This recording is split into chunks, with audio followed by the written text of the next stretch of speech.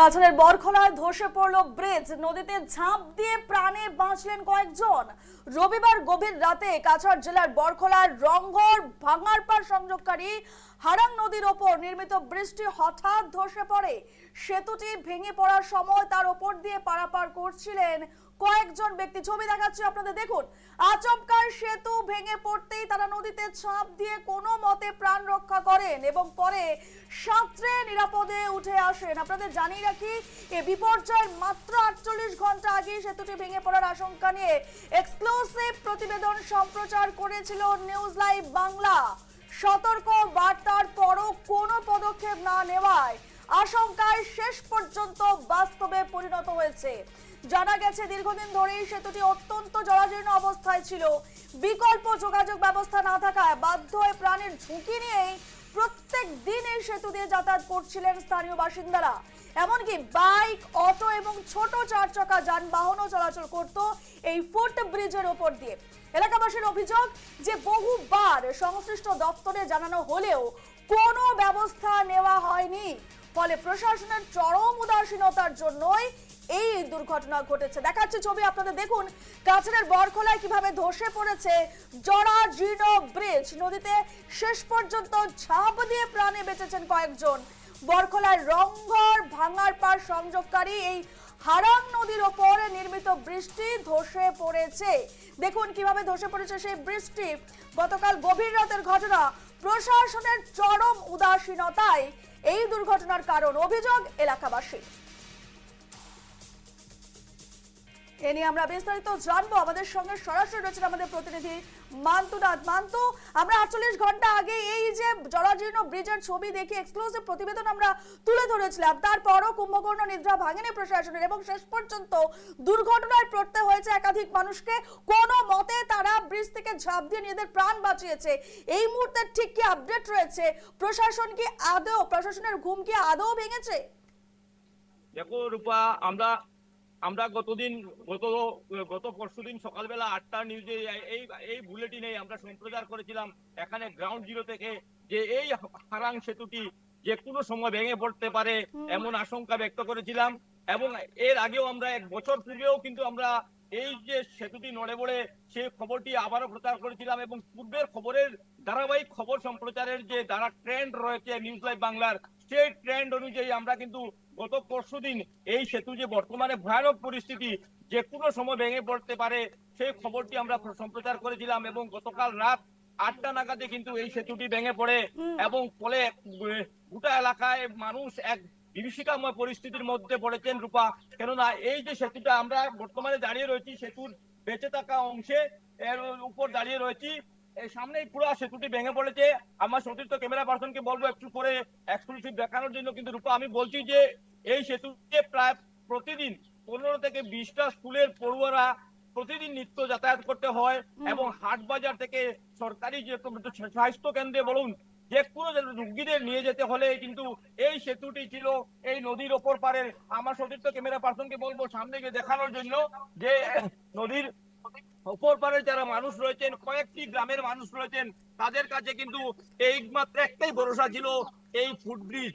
কিন্তু এই ফুট ব্রিজটি গতকাল রাতে ভেঙে পড়ার ফলে কিন্তু এই অপর পারে যারা মানুষ রয়েছেন তারা কিন্তু নিরাশায় ডুবে রয়েছেন।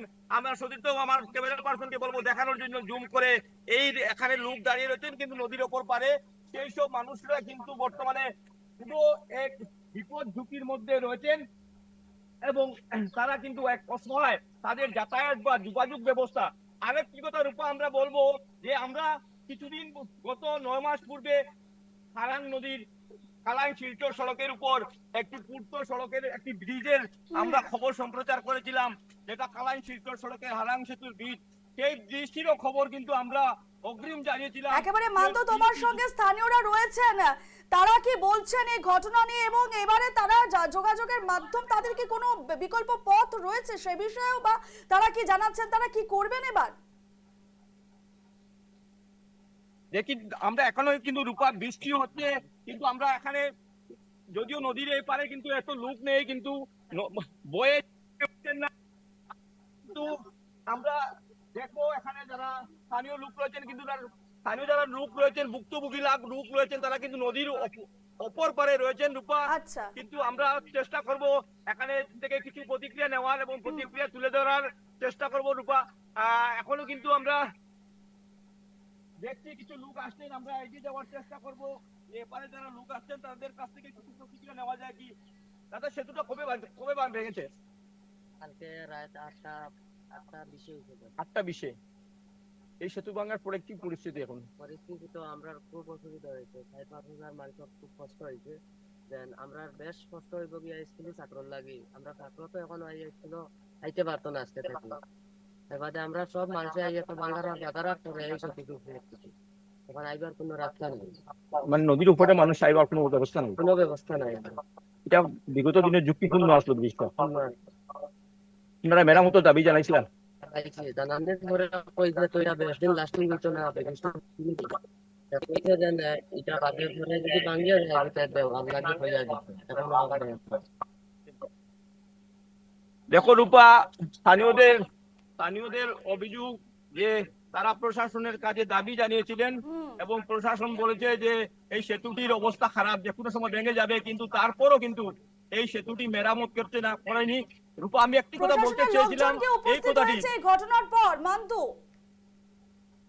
পূর্ত বিভাগের তরফের কেউ লোকজন এখানে উপস্থিত হয়েছেন, কি জানতে পারছো এই বিষয়ে?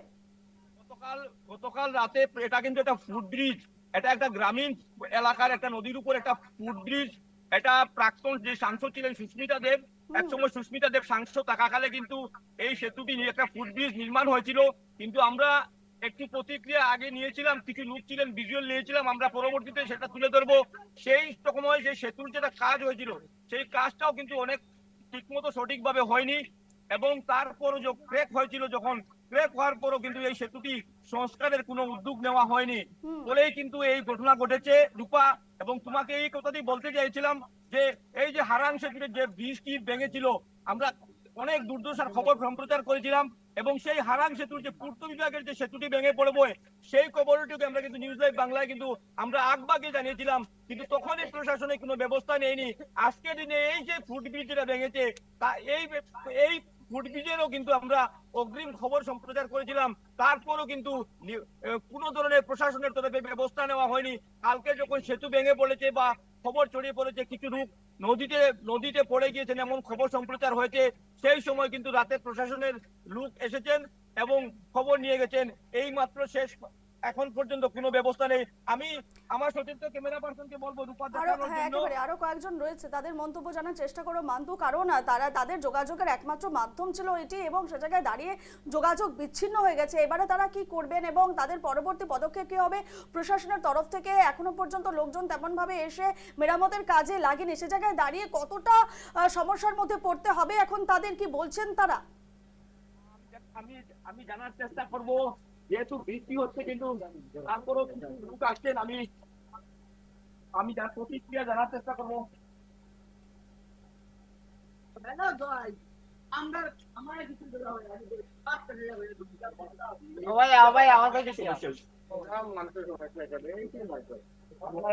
আপনারা এখন যাতায়াত কিভাবে করবেন? কিন্তু আমার কোনো রাস্তা নাই তো, 1.5 ঘন্টা আগে গেছিলাম। এই প্রশাসনের কাছে জানাইছিলেন আপনারা এই ব্রিজটা কতদিন থেকে যে ক্র্যাক আসলো ব্রিজটা? এটা জানা নেই, সেটা জানেন? আগের যে বিধায়ক আসলো মিসবাউল ইসলাম লস্কর, যে বিধায়ক কানে কোনো পদক্ষেপ নিছিলেন এটা? কালি দেখে গেছে আমাদের 17 সব আইতে পারবে না, সমান হইতে পারবে না।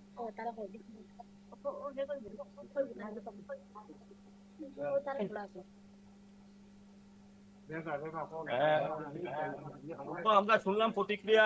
আসলে আমরা কিন্তু বর্তমানে নদীর এপারে রয়েছি, অপর পারে যে পার রয়েছে সেই পারে কিন্তু অনেক লোক রয়েছেন। আমরা পরবর্তীতে অপর পারে যাওয়ার চেষ্টা করব, যদিও এখানে নৌকা বা কোনো ধরনের যাতায়াত ব্যবস্থা এখন পর্যন্ত নেই।